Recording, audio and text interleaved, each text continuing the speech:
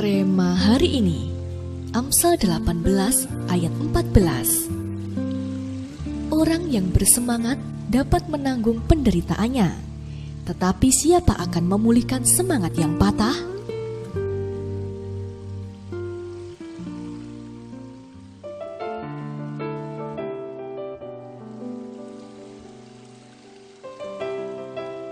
Daud lahir dan dibesarkan di tengah-tengah keluarga yang menolak kehadirannya.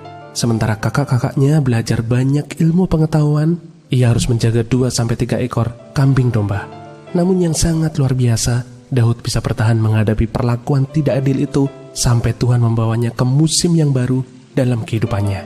Ya, tangan Tuhan membawanya masuk ke istana raja dan memberinya kemenangan melawan Goliat. Saat itu mungkin Daud berpikir nasibnya akan berubah.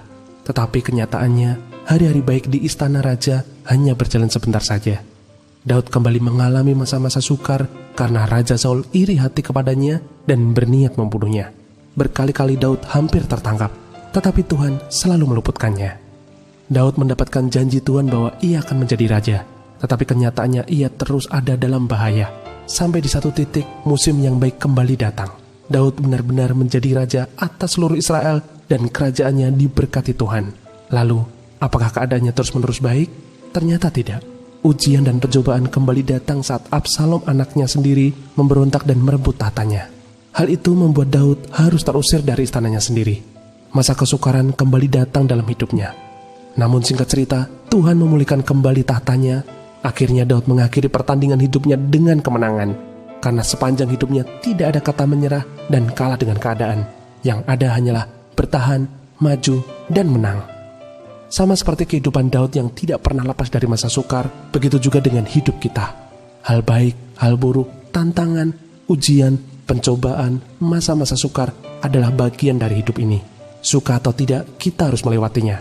Karena itu, kita perlu mempersiapkan dan membangun diri sekuat-kuatnya, supaya kita bisa menjadi pribadi yang tangguh. Tidak hanya mampu melewati masa-masa sukar itu, tetapi bisa keluar sebagai pemenang. Karena begitulah seharusnya mentalitas yang kita miliki sebagai anak Tuhan. Haleluya.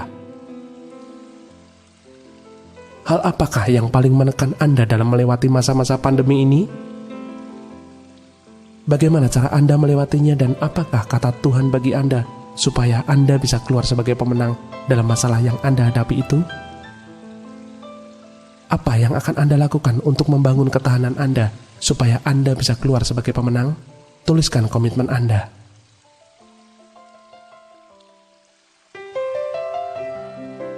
Bapa, kami bangga karena Engkau adalah Allah yang setia. Tidak hanya Engkau menyertai kami di masa-masa yang baik, tetapi terlebih lagi Engkau sangat setia menyertai kami di masa-masa sukar ini. Kami tahu Engkau tidak pernah membiarkan kami berjuang sendiri. Engkau ada untuk kami dan siap melatih kami menjadi lebih tangguh dan mampu melewati masa-masa sukar kami sebagai pemenangnya. Kami tidak akan menyerah ya Tuhan, karena kekuatan-Mu ada bersama kami. Di dalam nama Tuhan Yesus kami berdoa. Amin. Suka tak suka, masa sukar adalah bagian dari kehidupan. Kita perlu mempersiapkan diri agar kita bisa tangguh menghadapinya.